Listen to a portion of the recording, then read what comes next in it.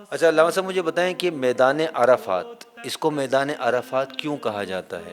جب حضرت ابراہیم علیہ السلام اپنے بیٹے کو ذبح کرنے کے لیے لے جا رہے تھے تو راستے میں شیطان ہے، صحیح ہے۔ اور اس نے کہا کہ آپ جو یہ کام کر رہے ہیں یہ آپ کا خیال ہے بس۔ قرآن مجید میں تابوت سکینہ کا ذکر ہے۔ جی جی یہ تابوت سکینہ وہ تابوت ہے جس کو لے کر جو افواج ہوتی تھی وہ اس کو لے کے جنگ کیا کرتی تھی اور اس کی برکت سے فتح یاب ہوتی تھی۔ سبحان اللہ، قیامت کے دن سارے رشتے منقطع ہو جائیں گے سوائے میرے رشتے کے۔ سبحان اللہ۔ بسم اللہ الرحمن الرحیم۔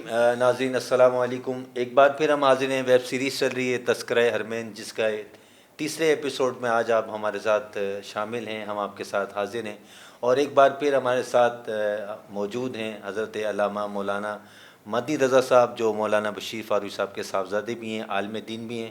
تو علامہ صاحب السلام علیکم۔ وعلیکم السلام علامہ ورحمۃ صاحب اللہ کیسے ہیں؟ وبرکاتہ۔ ٹھیک ہیں؟ طبیعت صحیح ہے؟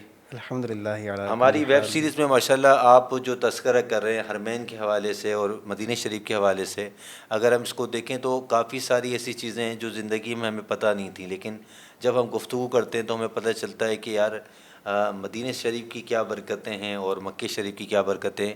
اچھا علامہ صاحب، میرا پہلا سوال آپ سے یہ ہے کہ دیکھیں ارکان اسلام 5 ہیں، 5 میں سے 4 ارکان ایسے ہیں ہم دنیا میں کہیں بھی ہوں ادا کر سکتے ہیں، جس سے نماز ہم کہیں بھی ہوں پڑھ سکتے ہیں۔ اسی طریقے سے روزہ ہے، کہیں بھی ہم روزہ رکھ سکتے ہیں، جو روزے کے مہینے ہوتے ہیں یا نفلی روزے ہوتے ہیں۔ اسی طریقے سے ہم بات کریں کلمہ طیبہ تو ہم کہیں بھی پڑھ سکتے ہیں، زکوٰۃ ہم کسی بھی ملک میں دے سکتے ہیں۔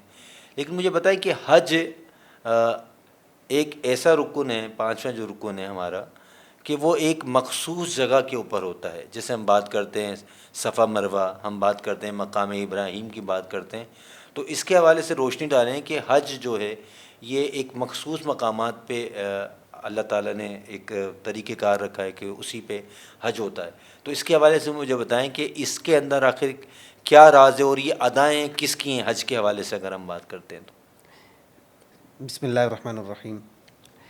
جی، آپ کا سوال بالکل بجا ہے کہ جو ارکان اسلام احادیث مبارکہ میں بیان ہوئے ہیں اور اسی طریقے سے دیگر عبادات ہیں، وہ دنیا کے کسی بھی کونے میں کی جائیں صحیح ہے۔ تو وہ ادا ہوتی ہیں۔ لیکن حج دیکھا جائے، حج کے اندر طواف ہے، پھر اس طواف کے بعد کے نوافل ہیں، پھر اس کے بعد صفا مروہ کی سعی ہے، پھر اس کے بعد جو حج کے جو خاص ایام آتے ہیں اور ان میں میدان منی ہے، عرفات ہے، مزدلفہ ہے، پھر رمی جمرہ ہے، پھر قربانی ہے۔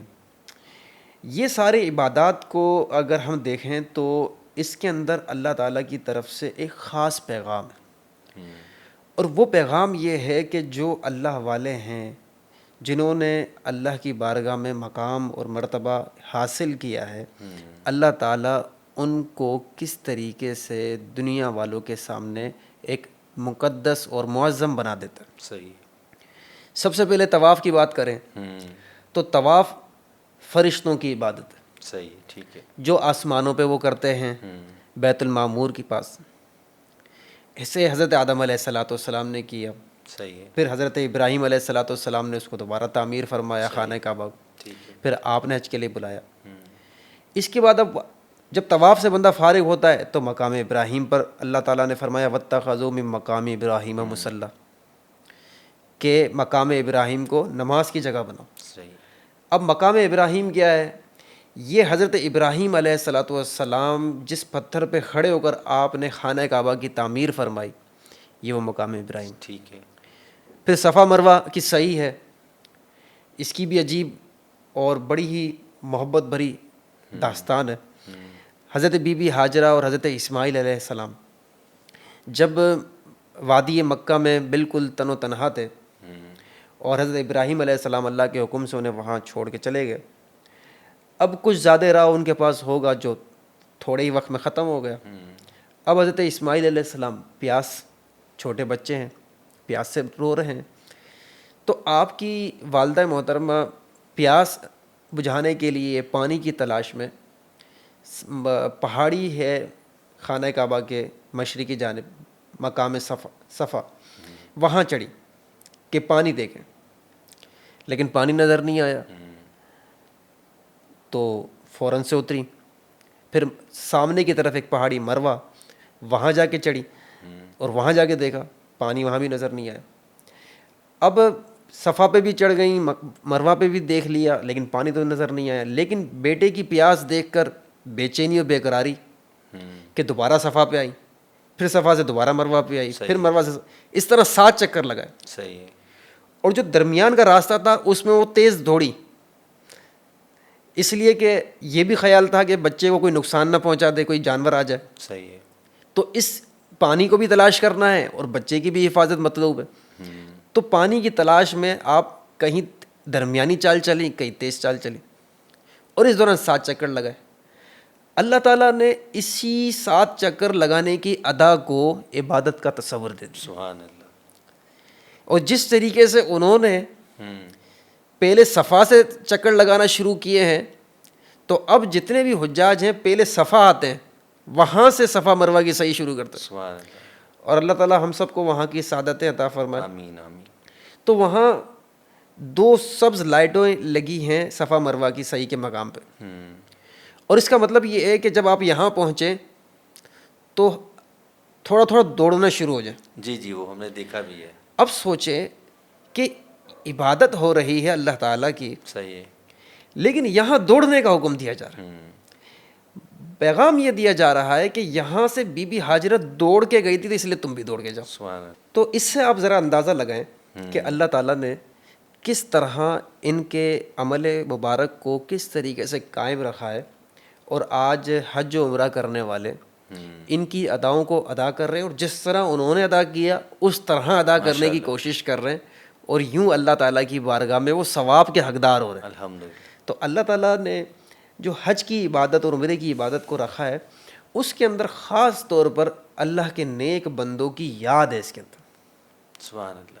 مطلب ہم یہ کہہ سکتے ہیں کہ یہ حج ہو یا عمرہ ہو، تو اس کے اندر جتنی بھی ادائیں ہم ادا کر رہے ہیں یہ کہیں نہ کہیں انبیاء علیہ الصلوۃ والسلام سے منسوب ہیں. ایسا ہی ہے؟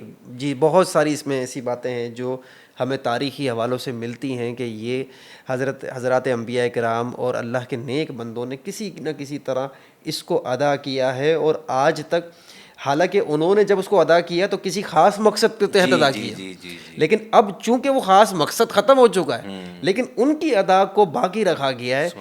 رہتی دنیا تک لوگوں کو پیغام دیا جا رہا ہے کہ تم اللہ والے ہو جاؤ، تو دیکھو اللہ تعالیٰ دنیا تمہاری کر. اچھا علامہ صاحب، مجھے بتائیں کہ میدان عرفات، اس کو میدان عرفات کیوں کہا جاتا ہے، اور اس کے میدان عرفات کے پیچھے کیا واقعات، کیا ایسی چیزیں ہیں جو ہمیں نہیں پتہ، اور یہ کہنے کہ اس میں کون سے انبیاء علیہ الصلوۃ والسلام کا تذکرہ اس میں ملتا ہے؟ میدان عرفات کے بارے میں علماء کرام نے یہ بات بیان کی کہ عرفات معرفت سے نکلا ہے، یعنی پہچاننا. صحیح ہے. اور میدان عرفات میں جب حجاج جاتے ہیں تو جس دن وہاں وہ عرفات میں وقوف کرتے ہیں اس کو یوم العرفہ بھی کہا جاتا ہے. صحیح ہے. اور حجاج اس دن روزہ نہیں رکھتے، لیکن دیگر تمام مسلمانوں کے لیے اس دن اجازت بھی ہوتی ہے اور بہت بڑی فضیلت ہے روزہ بھی رکھنے کی. اس کے بارے میں علماء فرماتے ہیں کہ حضرت آدم علیہ السلام اور بی بی حوا جب دنیا میں تشریف لائے تو اپنی ایک جو اجتہادی خطا تھی اس پر وہ کافی نادم تھے اور آہوزاری، گریہ وزاری میں مشغول تھے. تو انہیں آپس میں ایک دوسرے کی پرواہ نہیں رہی، فکر نہیں رہی، اور بس وہ اپنے رب سے معافی کے طلبگار ہو. صحیح ہے. کئی سالوں تک وہ اپنے اپنے مقام پر روتے رہے، گریہ وزاری کرتے رہے. پھر جب اللہ تعالیٰ نے ان کی توبہ قبول فرمائی، اور پھر جب انہیں کچھ سمجھیے کہ ان کا ذہن تھوڑا فریش ہوا، اور پھر جب وہ مکہ مکرمہ کی طرف آئے تو میدان عرفات میں ان دونوں کی ملاقات ہوئی. سبحان اللہ. تو وہاں ان دونوں نے ایک دوسرے کو ملاقات کی اور پہچانا. اور یوم العرفہ کہنے کی وجہ علماء کرام نے بیان فرمائی کہ حضرت ابراہیم علیہ السلام نے 8 ذو الحجہ کو خواب دیکھا کہ میں اپنے بیٹے کو ذبح کر رہا ہوں. صحیح ہے. تو 8 ذو الحجہ کو یوم ترویہ کہا جاتا. ترویہ مطلب غور و فکر. پھر جب اگلی رات کو دوبارہ خواب دیکھا تو انہیں یقین ہو گیا کہ یہ اللہ تعالیٰ کی طرف سے میرے لیے ایک آزمائش ہے اور گویا یہ پیغام اللہ کی طرف سے مجھے دیا جا رہا ہے. صحیح بالکل. تو جس دن انہوں نے یہ پہچانا کہ یہ اللہ تعالیٰ کی طرف سے ہے تو پہچاننے کو معرفت کہتے ہیں. تو جس دن انہوں نے پہچانا اس دن کا نام یوم عرفہ رہا. صحیح ہے. اس کے بعد 10ویں دن 10 ذوالحجہ کو آپ نے اپنے بیٹے کے گلے پہ چھری پھیری, یعنی خون بہانے کا آپ نے آغاز کیا. لیکن پھر وہ اللہ کی مشیت یہ ہوئی کہ وہ مینڈا آیا اور اس کا وہ ذبح ہوا, حضرت اسماعیل علیہ السلام محفوظ رہے. تو جس دن پھر حضرت ابراہیم علیہ السلام نے اپنے بیٹے کے گلے پہ چھری پھیری وہ یوم النہر کہلائے, یعنی نہر کا دن, خون بہانے کا دن. تو یوم میدان عرفات ہو یا یوم عرفہ کہا جائے یا یوم نہر کہا جائے, اس کے پیچھے بھی اللہ والوں کی یاد ہے. اور ایک سوال آپ نے اپنے سوال میں ایک چیز کا تذکرہ نہیں کیا, رمی جمرہ. صحیح. رمی جمرہ جہاں حجاج شیطان کو کنکریاں مارتے ہیں. اس کے بارے میں علماء فرماتے ہیں کہ جب حضرت ابراہیم علیہ السلام اپنے بیٹے کو ذبح کرنے کے لیے لے جا رہے تھے تو راستے میں شیطان آیا. صحیح. اور اس نے کہا کہ آپ جو یہ کام کر رہے ہیں یہ آپ کا خیال ہے, بس یہ آپ کو اللہ تعالیٰ کی طرف سے حکم نہیں ملا. تو آپ نے اسے 7 کنکریاں ماری تو وہ زمین میں دس گئے. صحیح. پھر وہ باہر نکلا اور کچھ فاصلے پہ جا کے پھر کھڑا ہو گیا. پھر حضرت ابراہیم علیہ السلام نے اسے کنکریاں ماری. اللہ. پھر وہ وہاں سے نکلا, پھر آگے کچھ جگہ جا کے کھڑا ہو گیا, پھر اس کو کنکریاں ماری. تو 3 جگہ اس کو 7 کنکریاں ماری. آج کروڑوں اربوں حجاج شیطان کو ہر سال مختلف حجاج آتے ہیں اور کنکریاں مارتے ہیں. تو یہ بھی حضرت ابراہیم علیہ السلام کی ادا. اچھا علامہ صاحب, آپ نے بہت پیاری بات کہی کہ حج کے حوالے سے جتنی بھی ہم حج کے ارکان ادا کر رہے ہوتے ہیں وہ کسی نہ کسی انبیاء علیہ السلام سے منسوب ہوتے ہیں. تو اس کا مطلب یہ ہوا کہ ایک تو عام عمل ہوتا ہے جو ہم کرتے ہیں, لیکن جب اللہ والے وہ عمل کرتے ہیں تو وہ ایک خاص عمل میں تبدیل ہو جاتا ہے اور وہ عبادت بن جاتا ہے. اسی طریقے سے اگر کوئی اللہ والے کسی جگہ پر جاتے ہیں اور وہاں سے اپنی تبلیغ کا سلسلہ شروع کرتے ہیں تو وہ جو مقام ہے جس جگہ پر وہ ہوتے ہیں وہ مقام مقدس ہو جاتے ہیں. جی, آپ کی بات بالکل بجا ہے. اللہ تعالیٰ کے نیک بندے جن کا مقام اللہ کی بارگاہ میں بہت بلند ہے. صحیح ہے. نہ صرف ان کا مقام بلند ہے بلکہ ان سے جو منسوب اشیاء ہیں جی ان کا مقام بھی اللہ تعالیٰ کی بارگاہ میں بہت بلند و بالا ہو جاتا ہے. سبحان اللہ. اگر ہم قرآن مجید کا مطالعہ کریں تو قرآن مجید میں بھی بہت ساری ایسی باتیں ہمیں ملتی ہیں جو اللہ والوں سے منسوب اشیاء کی برکت کو واضح کرتی ہیں. سبحان اللہ. مثلاً سورہ کہف کے اندر حضرت خضر اور حضرت موسیٰ علیہ السلام کا تذکرہ ہے. حضرت خضر علیہ السلام نے ایک گرتی دیوار کو اٹھایا. صحیح. اور دیوار اٹھانے کا جو وجہ بیان کی وہ یہ کی کہ یہ ایک ایسے یتیم بچوں کی دیوار ہے جن کا والد نیک تھا. سبحان اللہ. تو نیک والد کی نسبت سے ان بچوں کو یہ فائدہ ہوا کہ حضرت خضر نے ان کی گرتی دیوار اٹھائی. سبحان اللہ. اسی طریقے سے قرآن مجید میں تابوت سکینہ کا ذکر ہے. جی.